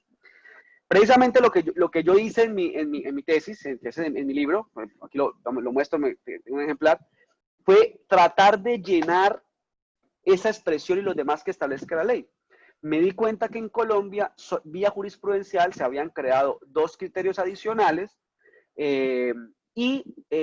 lo que yo dije, bueno, eso lo encontré muy rápido, para ser franco. Pero lo que hice, bueno, voy a hacer algo más. Voy a tratar de hacer un mapeo a nivel iberoamericano y voy a encontrar qué otros criterios han utilizado cortes de Iberoamérica y me voy a preguntar si encajarían con la estructura constitucional de mi país. ¿Cuáles yo encontré? Los voy a anunciar para que los puedan apuntar si no los conocen. Bueno, los 3 que ya mencioné: buena fe, tacha, error inocuo, legitimación, hallazgo casual, la conexión de la antijuricidad, que es de una expresión española, confesión voluntaria del imputado, también española, evidencia aportada por particular, que también es un tema a discutir, y esta que me pareció que ha generado una discusión en mi país muy importante, que es la evidencia ilícita a favor del procesado, es decir, la que favorece a la tesis de la defensa. Bueno, un poco para responder la respuesta ahora sí. Yo creo que es verdad, no podemos la academia no podemos hacerle juego a un particularismo procesal, a un casuismo. Yo no abogo por eso. No, creo que hay que tener mucho cuidado. Pienso que debería, y esto es lo que siempre decimos los profesores, pero creo que es un tema que debería ser tratado por el legislador. El legislador es el que debería establecer cuáles son los criterios efectivos. Así como en materia delictual suele haber un artículo de las cosas de responsabilidad, pues ojalá haya un artículo con esos criterios para que sepamos cuándo se podría eventualmente no aplicar la regla de exclusión. Ahora, esto no nos quita que sea posible que vía jurisprudencial, pero cuando digo jurisprudencial me refiero a la expresión del poder vinculante de la jurisprudencia, con eso que solemos llamar precedente judicial, con toda esa necesidad de que sea una alta corte, con la necesidad de que la reiteración para efectos de su aplicación. Yo creo, con el mayor respeto, que los jueces de instancia no se deberían colocar con los malabares jurídicos tratando de salvar el caso. Eso me parece a mí un acto que seguramente es bien intencionado, pero peligroso para la seguridad jurídica. Finalmente, lo que nos queda, y es un tema que sí podemos hacer los profesores, es analizar la conveniencia, el uso de cada uno de los criterios. Este sí, este no. Yo, por ejemplo, en el libro me pronuncio fuertemente contra la buena fe. Digo, la buena fe no se puede aplicar en Colombia. No es compatible con nuestra estructura, ¿sí? Sobre el descubrimiento inevitable digo que eso es una cosa absolutamente vaga que no tiene una claridad para su aplicación. En cambio, sobre otras, el vínculo atenuado me parece que tiene algo de sentido, me parece. La evidencia a favor del reo se puede justificar. En fin, esa es la tarea de la academia y es la que yo invito a realizar. Excelente, excelente. Justo nos habían preguntado tu opinión sobre la excepción de buena fe y la excepción de descubrimiento inevitable.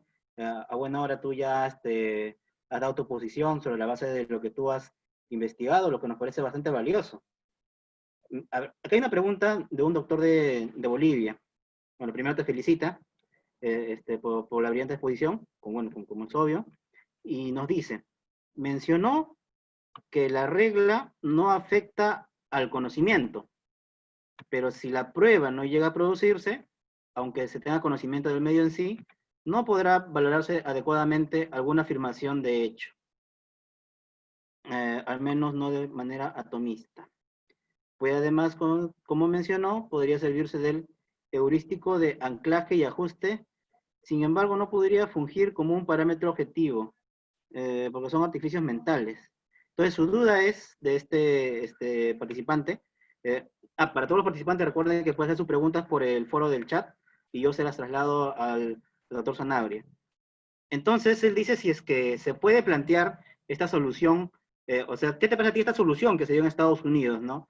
De generar en estos casos sanciones por vías civiles, administrativas, a los policías, en vez que cometieron irregularidades que derivaron en pruebas ilícitas o regla de exclusión, en vez de excluir las pruebas.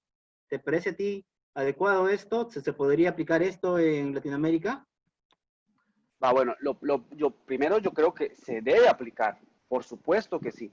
Digamos, primero, como mínimo, las sanciones disciplinarias. Son funcionarios del Estado que están regidos por unos deberes que les implican unos comportamientos tanto de acción, de hacer para salvaguardar, como también de omisión, de no de hacer determinadas cosas. Entonces, lo mínimo que puedo pensar ante un acto de obtención ilícita, como la estoy imaginando yo, ilícita en el sentido de violación de derechos fundamentales, es que hay una falta disciplinaria. Y esto lo hemos hablado con algunos amigos, colegas aquí en Colombia, incluso que ojalá hubiese una causal de sanción, de medida cautelar, de suspensión del cargo inmediata cuando se presentan esos tipos de fenómenos, que en Colombia ya existe, pero existe para otras causas. Ahora, si es delito, pues por supuesto habría que mirar la regulación, pues hay que respetar todo el principio de legalidad, pero yo creo que sí, en Colombia tenemos un delito relacionado con esto, de alteración o destrucción de prueba. Lo que pasa es que la estructura del tipo no daría a veces para una, digamos, que un policía entra a una casa para obtener el elemento de conocimiento, no la está alterando realmente. Entonces a nivel de tipicidad, en Colombia particularmente, podría ser que la conducta sea típica. Yo diría que sería bueno que un legislador construyera un tipo penal pensado para esto. Yo creo que no estoy incurriendo en populismo punitivo en atención a lo que está en juego. O sea, lo que está en juego es muy importante, así que se justificaría un tipo penal de esa naturaleza. No como otros que a veces uno dice, esto no debe estar en el Código Penal. Las sanciones de carácter civil, pues por supuesto que sí, porque claro, siempre y cuando se cumplan los presupuestos de la responsabilidad civil. Pues claro, si hay daños, si hay relación causal, si hay culpa, bien, claro que hay que hacer civil. Eso, y claro, y esto como es de reparación de daños, dependerá de la voluntad del afectado. Él verá si lo hace o no lo hace. Yo lo que digo es que esos actos que están, digamos, que deberían estar, no niegan per se la regla de exclusión. No le quitan su utilidad. Son actos complementarios para combatir algo que nos consideramos muy graves. O sea, si tenemos 4 cosas que funcionan, ¿por qué vamos a quitar una? Si las 4 cosas que funcionan, mantengámosla. Ahora, si llegamos a la conclusión que la cuarta, que es la regla de exclusión, no funciona, pues ahí, bienvenido sea, ahí la quitamos. El tema es esa discusión que estamos dando. Y Juan, permítame, yo entendí inicialmente la pregunta de otra manera, sobre todo la primera fase, voy a responderla rápidamente. Es la relación de la regla de exclusión con el conocimiento del juez. Digamos, está claro que el juez hace un proceso de cognoscitivo, epistemológico, de adquisición de conocimiento. Y claro, si el juez tiene contacto con el elemento, contacto me refiero al contenido de la prueba que se debe excluir, pues ya hay una contaminación, un efecto psicológico, un sesgo, llamémoslo como queramos llamarlo. El punto es que, claro, ya el juez tiene ese conocimiento en su psiquis y eso hace que seguramente, como es un ser humano, pueda llegar a tenerlo en cuenta al momento de la decisión. Fíjense qué hace Estados Unidos cuando esto pasa. Cuando en Estados Unidos se anula la actuación. ¿Pero por qué se anula? Porque no hay motivación. Y al no haber motivación, no podríamos analizar qué pasaría si quitamos el elemento de conocimiento. Es que no sabemos si al quitarlo el jurado mantuviese la condena. Es que no lo podemos saber porque sería especulación. Por eso nos toca que anular la actuación. En cambio, en países como lo es Colombia, y como entiendo que es Perú, y como sé que ya se está hablando en México recientemente una apertura al tema de la apelación, pues un juez en apelación podría decir, yo voy a excluir este elemento de conocimiento y si lo quito, no hay prueba suficiente. Por tal motivo, tengo que absolver. Lo quito, pero realmente aún tengo prueba suficiente. Mantengo la condena. Claro, eso requiere un ejercicio argumentativo absolutamente riguroso. Como por ejemplo lo hizo la Corte en Colombia cuando excluyó las respuestas de la víctima, que los testigos le dieron a la víctima. La Corte excluye las respuestas de ellos y argumenta y dice, mire, lo demás está bien y lo demás me es suficiente para condenar. Creo que eso es lo que deben hacer los sistemas de corte continental europeo, como lo es Colombia y como lo es Perú. Perfecto, muy claro. Con relación a eso, el doctor Juan Camilo Sánchez Camacho te pregunta, ¿no? ¿Y qué pasaría si es que para el proceso, para el acto oral, hubieran dos jueces? Uno que realice la práctica de las pruebas y otro que haga la valoración, de tal forma que se pueda evitar la contaminación y los sesgos de anclaje. Yo pienso que, Juan, ¿la respondo? Sí. Sí, por favor. Digamos, nuevamente, no hay que exagerar las figuras, ¿sí? Las figuras, cuando se exageran, pueden generar más problemas que soluciones. Primero, vamos a suponer que hacemos esa vía. Entonces, creamos un juez para práctica y otro juez para valoración. Eso no quita la posibilidad que el juez de valoración eventualmente también tenga contacto con prueba ilícita. ¿Por qué? Porque, ¿qué pasa si el abogado logra convencer que había mérito para excluirse en apelación o en casación? Entonces, el juez de valoración sí tuvo en cuenta o sí conoció el elemento de conocimiento. Entonces,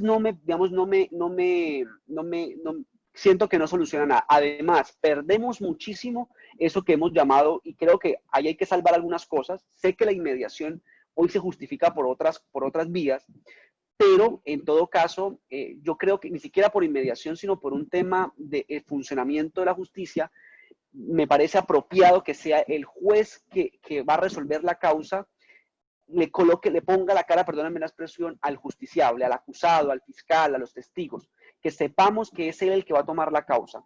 Eso me parece a mí, en términos de justicia, importante. Entonces, repito, bueno, eso es otra cosa, pero lo que quiero decirle a la persona que hizo la pregunta es, la propuesta que está haciendo no está solucionando realmente el problema y por tal motivo la considero inconveniente.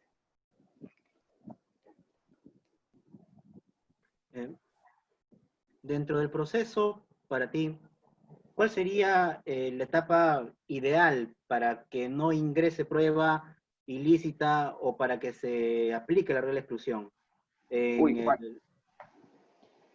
Muy buena pregunta. ¿Querías decir algo más a complementarla?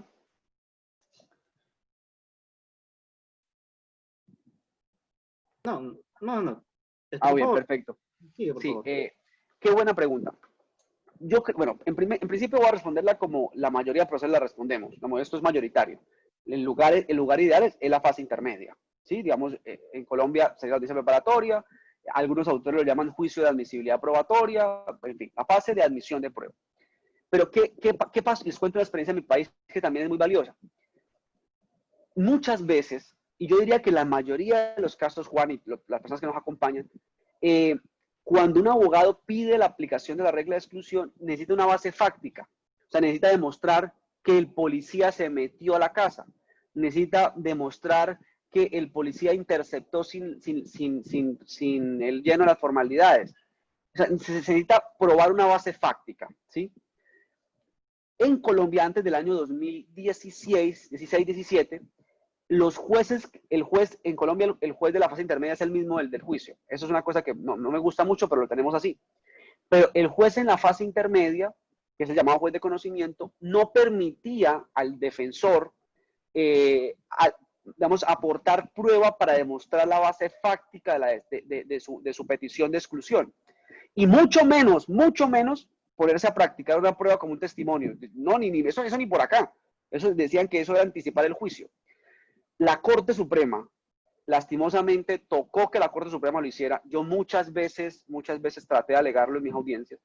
La Corte dijo, mire, tiene que abrirse un debate probatorio en la fase intermedia para efectos de que el peticionario de la exclusión pueda acreditar la base fáctica de su exclusión. Y no se puede supeditar al juicio, porque supeditarlo al juicio es potenciar o es aumentar el riesgo de que el juez se contamine, el juez conozca el contenido de una prueba ilícita. Así que la Corte le ha tocado que anular muchas actuaciones de fase intermedia para decir, hágame el favor y permítase la discusión probatoria en la fase intermedia sobre la base fáctica de la ilicitud. Claro, la Corte ha dicho, ojo, no puede ser, las reglas probatorias no pueden ser tan rigurosas como las del juicio, que suelen ser muy complicadas y mucho tiempo. La Corte ha sugerido que se tengan en cuenta las de materia civil, que son mucho más rápidas realmente. Al menos en mi país, los civilistas son mucho más pragmáticos en la producción de la prueba. Entonces, en conclusión, Juan, creo que debe ser la fase intermedia, pero además debe ser con las recomendaciones que estoy dando, que las tomo mucho de la experiencia colombiana de la jurisprudencia. Perfecto. Y en tu experiencia o en lo que has pedido o en lo que has podido investigar, ¿cómo, en Colombia se aplica esto en el proceso civil? Nos dijiste de que en el Código de Proceso ya había, ¿no? Una norma, pero has podido ver casos, por ejemplo, acá nos preguntan si es que has visto algún caso de prueba del adulterio, por ejemplo, ¿no? Mediante videos que afecten la intimidad de las personas, fuera de lo penal, ¿has visto algún tipo de estos casos? Y bueno, primero, no son muchos, cuando digo son muchos, son que no se puede, no superan los dedos de las manos, tal vez ni siquiera de una, al menos que haya llegado a la Corte Suprema, ¿no? Yo hablo de esos que son los que puedo enviarlos en un momento y además tienen el alcance nacional. Pero sí hay, y precisamente se han presentado en la causal de infidelidad para el tema del divorcio. Y también se han presentado en materia laboral. Materia laboral, cuando de pronto los empleadores o el empleado, para efectos de eventualmente constituir prueba para soportar algún hecho que resulte relevante para el proceso laboral, pues colocan cámaras, la discusión, por ejemplo, de si los correos electrónicos institucionales que da la empresa son o no bajo la intimidad. Nuestra Corte ha dicho, mire, en principio no son, pero el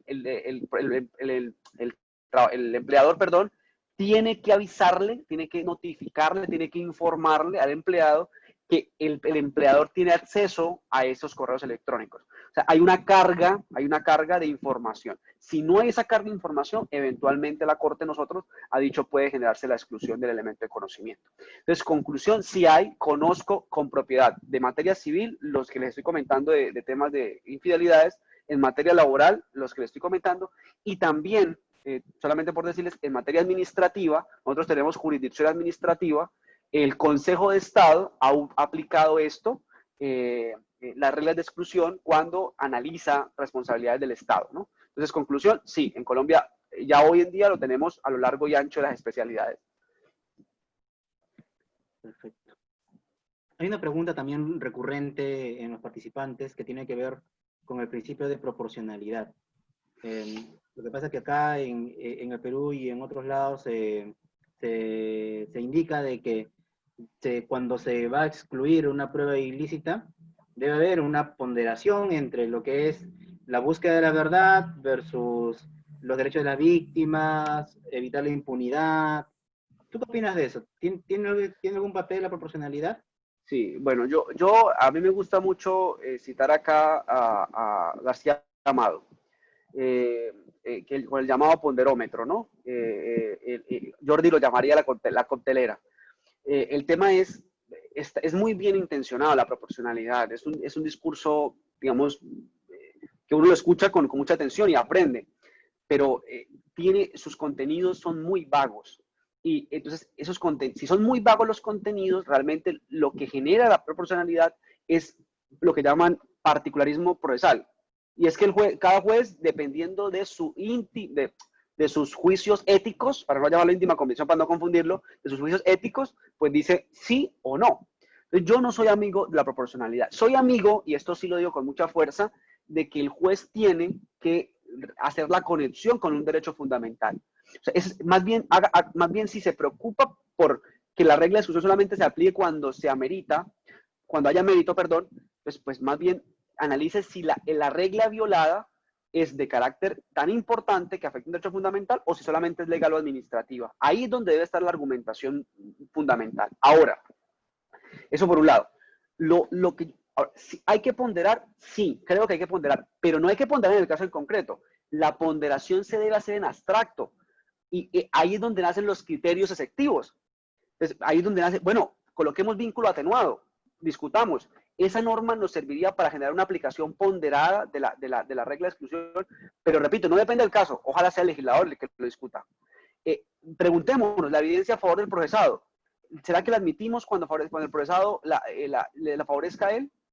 Hagamos una ponderación en abstracto, y si tomamos la decisión que sí, que se aplique en todos los juzgados, no en uno particular. Entonces, Juan, yo creo que no, y permítame contarle un caso muy bonito en Colombia que critiqué con mucha fuerza. Es un caso que tal vez ustedes los peruanos, escúcheme por la mascota, esos son los problemas del trabajo en casa.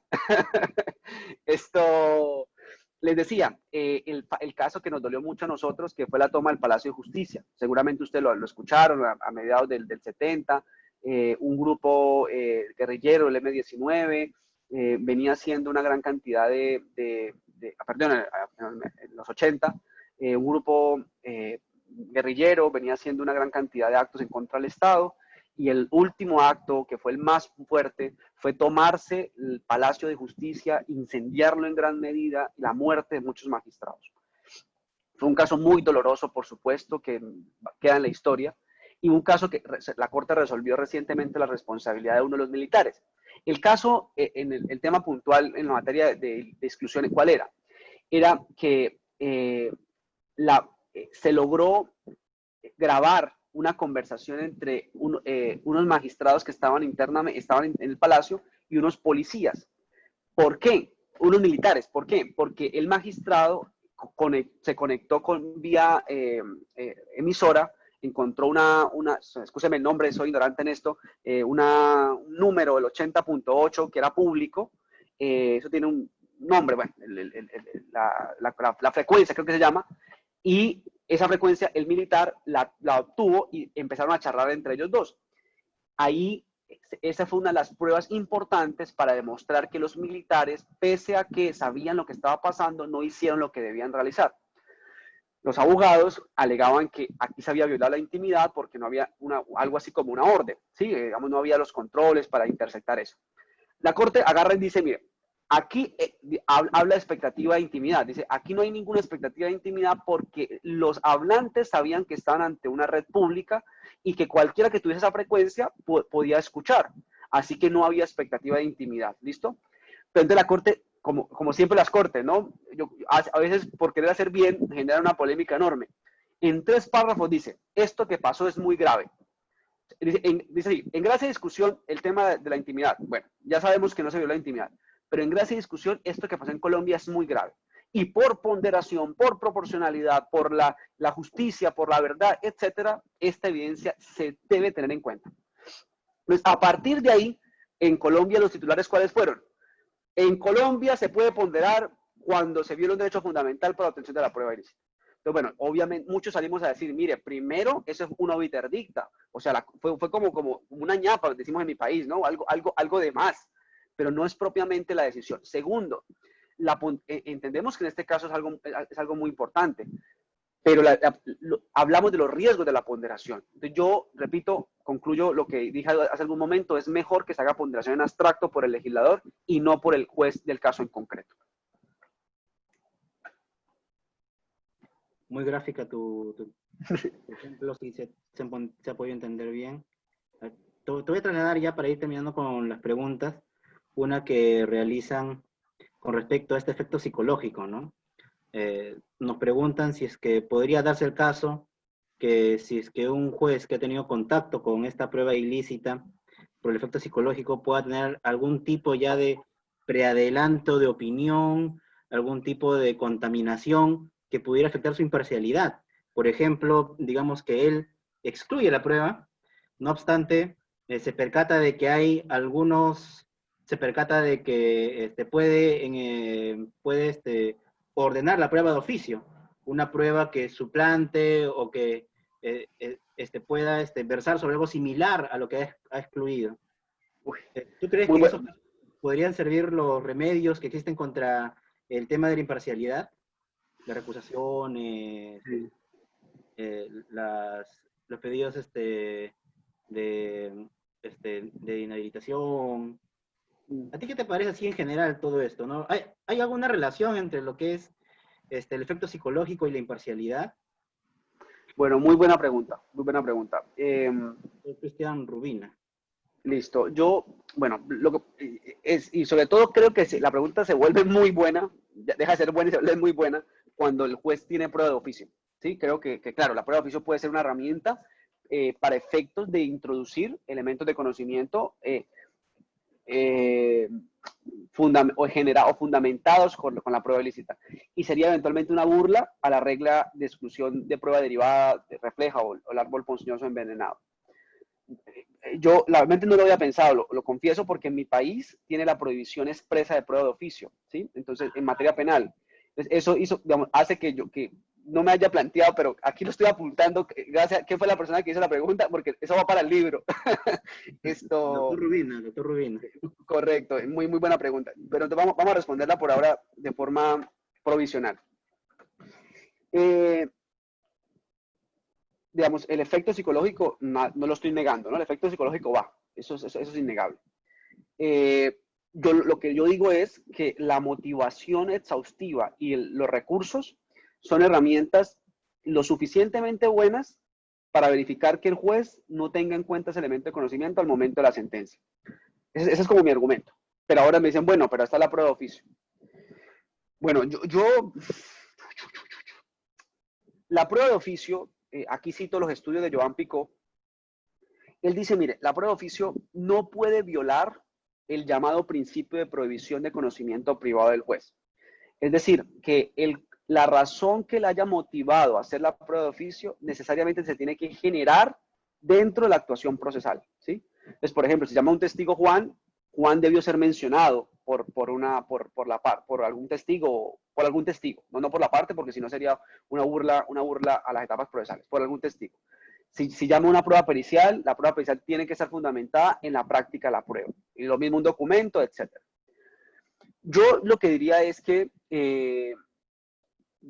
antes de pensar en el tema de los impedimentos y las recusaciones, que sería una opción que yo no descarto, me parece interesante, podríamos establecer unas exigencias de la prueba de oficio más fuertes. Es decir, que por código o por regla jurisprudencial se diga esto. Y si un juez utiliza la prueba de oficio para efectos de incorporar información que la conoció mediante la prueba ilícita, pues yo diría, se arriesgaría a qué? A que en segunda instancia, si la prueba de oficio no admite recurso, que la segunda instancia aplique el régimen de prueba derivada o refleja. Otra opción sería que cuando esté en juego la aplicación de la regla de juicio por prueba de oficio, sí se admita recurso.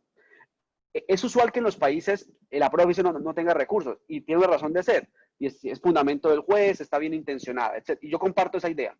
Pero podríamos decir, cuando esté en juego la regla de exclusión, ahí sí. Y eso, por ejemplo, en mi país ha quedado muy claro. Un auto que admite prueba no se puede apelar si admite prueba. Pero si admite una prueba ilícita y la parte está alegando que es ilícita, ahí sí. O sea, cuando está en juego la regla de exclusión, admite recurso. Yo creo que la podemos utilizar para la prueba de oficio. Ahora, si no nos parece esto, pues bueno, queda la opción de los impedimentos, que no me parece a mí, digamos, que se deba descartar. Pero bueno, esta pregunta, créanme que me puso a pensar más que cualquiera. Una pregunta muy buena, no la había contemplado. Sí, es que como tú dices, en Colombia no tienen la prueba de oficio. Me Correcto, parece que así es. ustedes lo han eliminado del código, ¿no? Sí, correcto. Nosotros lo que dijimos es que la prueba de oficio está prohibida para el juicio oral y está permitida para las audiencias preliminares, medidas de aseguramiento, actos de investigación. Entonces, no tenemos ese inconveniente. En materia civil sí hay prueba de oficio. En materia penal prohibida, en materia civil está, entonces pues, habría que mirarlo en materia civil. Ah, claro. Sí, pues es que también las regulaciones, o sea, si bien tenemos similares regulaciones, hay particularidades, ¿no? Claro que sí. Sí. Y justo viene esta colación del doctor Gonzalo Flores, de Chile, quien Un señala saludo, que... un saludo a Gonzalo. No, Lo no, recuerdo con mucho cariño. él nos dice que en Chile se está impidiendo la discusión de la exclusión en el juicio oral de prueba prohibida o prueba ilícita, porque se sostiene de que ya hubo cosas juzgadas sobre la decisión de excluirla en etapas previas. Por ejemplo, en el Perú no es así, ¿no? En el Perú las resoluciones que admiten o no admiten pruebas no tienen calidad de cosa juzgada, pero parece que en Chile sí. En Colombia, estas resoluciones previas al juicio oral que admiten o inadmiten pruebas, ¿tienen carácter de cosa juzgada? Bien, buena pregunta y la respuesta es categórica, no.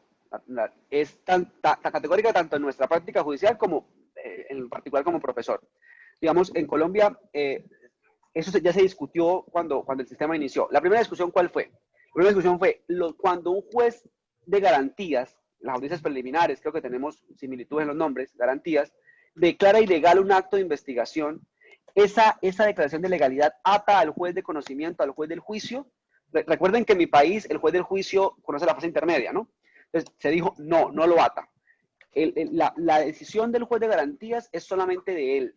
Se puede volver a discutir el tema en preparatoria o en la fase intermedia. Entonces, primera discusión zanjada. Claro, yo no les voy a negar, si yo como defensor voy con una decisión de un juez de garantías diciéndome que el acto de investigación fue ilegal, pues voy ganando, ¿no? O sea, al 99.9 que me van a excluir el elemento de conocimiento. Pero puede ser que el fiscal me alegue descubrimiento inevitable, vínculo atenuado, juez independiente, y que convenza al juez de que se debe admitir. O sea, la discusión se da y el juez de conocimiento tiene que pronunciarse. Segunda discusión, ¿qué pasa? ¿Qué pasa cuando en la fase intermedia o no se alega o se alega y el juez de conocimiento dice que no? ¿Sí? El juez dice, no hay mérito. ¿En el juicio lo puede hacer? La respuesta, claro que sí. ¿Cuál es la discusión? Le cuento a Gonzalo, la discusión es en qué momento se debe resolver la petición de exclusión en el juicio. ¿Sí? Antes de dar la respuesta, si yo estuviera en Chile y un juez me dijera, señor abogado, hay cosa juzgada, yo le diría, no, espérese, ¿cómo que hay cosa juzgada? Yo le estoy pidiendo otra vez la exclusión por el conocimiento que ha salido o que hemos obtenido nosotros o que se ha dicho producto de la práctica de las pruebas en el juicio. O sea que hay una razón nueva para motivar la petición. O sea que no hay cosa juzgada, porque hay un diferente fundamento. Ese sería pues mi argumento en Chile. Seguramente me dirían que no, pero continúo. Entonces, en Colombia no hay problema. En Colombia el abogado puede hacerlo en mitad del juicio y se le da trámite. ¿Cuál ha sido la discusión? ¿El juez lo debe resolver inmediatamente o debe hacerlo o se puede postergar la decisión a la sentencia? Y esa discusión, yo diría que hoy en Colombia está viva, pero son más los que sostienen la postura que yo voy a sostener. Decir que lo debe resolver de forma inmediata está bien intencionado, trabaja con el tema de la afectación de la psicología, el efecto psicológico, pero tiene un problema muy grave, y es que detiene el juicio, con una gravedad mayor, que el recurso de apelación, que seguramente lo van a presentar los abogados, se conceda el efecto suspensivo. Entonces suspende el juicio oral. Y esto me parece a mí muy dañino para principios como la concentración, por ejemplo. Entonces, mi posición, incluso yo así lo he sostenido en mis audiencias como defensor, digo, juez, resuélvalo en la sentencia, es que el juez puede postergar la decisión y la sentencia es un escenario ideal para efectos de pronunciarse sobre la exclusión. Esa es la realidad colombiana, Juan. Excelente, muy, muy claro. Bueno, ahora sí, ya para acabar, para no quitarte más tu tiempo, sé que eres una persona muy ocupada, una pregunta del señor Carlos Sánchez Coronado. Él pregunta, ¿no? Bueno, esto más o menos tú ya lo has abordado ya en tu exposición, pero digamos para ponerlo de relieve, él dice, ¿no? Filmar en la sala del domicilio de un agraviado, de un delito dinerario, pues no económico, la confesión del contador que ha cometido el delito, seguro un delito contra la persona jurídica, ¿no? Sin el consentimiento del próximo imputado, del contador, que se apoderó del dinero de la empresa, ¿sería una prueba ilícita? O sea, ¿cuál es el papel del consentimiento para estos efectos en la grabación? ¿Tiene algún papel? ¿No tiene ningún papel? Listo. Yo lo respondo en dos bloques. La experiencia colombiana, o sea, la jurisprudencia y mi posición. En nuestro país hay una regla consolidada que incluso les cuento que cuando hice la investigación encontré sentencias de 1920, 22, 23 sobre ese tema, o sea, es un tema que viene muy viejo. La jurisprudencia dice esto: cuando una persona está siendo víctima de un delito, y el concepto de víctima es en el sentido más amplio de la palabra, es decir, no es sujeto pasivo, pero puede ser víctima, le está afectando la comisión de un delito, y esa persona, con el fin de preconstituir prueba, esta es la palabra que más suena en Colombia, preconstituir prueba, hace un acto de grabar una conversación de forma subrepticia, oculta, sin consentimiento de quien está cometiendo el delito, aquí se debe admitir prueba, se debe admitir la prueba. Y es una regla fijada por la jurisprudencia. Puede ser muy polémica, pero hoy en Colombia la tenemos clara. O sea, se me permite, hay seguridad jurídica al respecto. ¿Sí? O sea, sabemos hoy que, y los fiscales son muy claros, si los fiscales siempre argumentan, él es víctima de un delito o fue víctima de un delito, lo hizo con fines de acreditar el elemento de conocimiento para soportar su derecho a la justicia, y si lo logra acreditar, esa evidencia pasa. ¿Sí? Mi posición,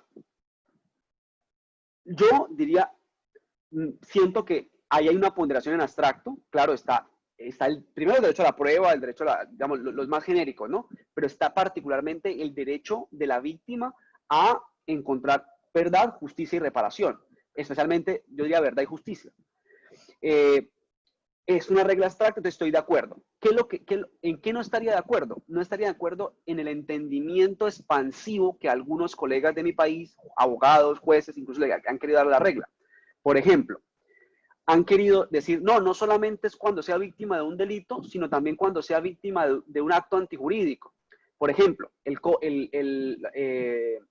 materia laboral, eventualmente actos de carácter discriminatorio de género, eventualmente acoso laboral, no es carácter sexual porque sería delito, sino acoso laboral.